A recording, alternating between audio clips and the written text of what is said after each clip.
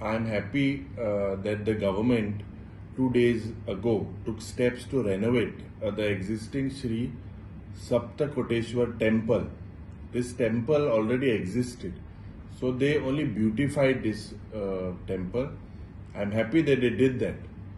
I have also written a letter today to the Chief Minister urging him to restore and refurbish and renovate places of historical importance.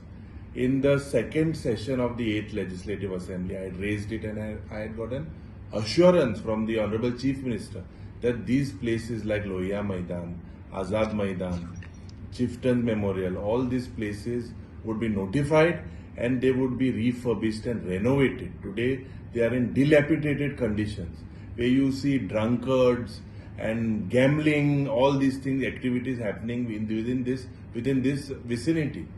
I have written officially to the Chief Minister asking him to look into this matter. It is very serious. We need to protect the sanctity of these places. Also, we need to protect all the other shrines that are existing, mosques, churches as well.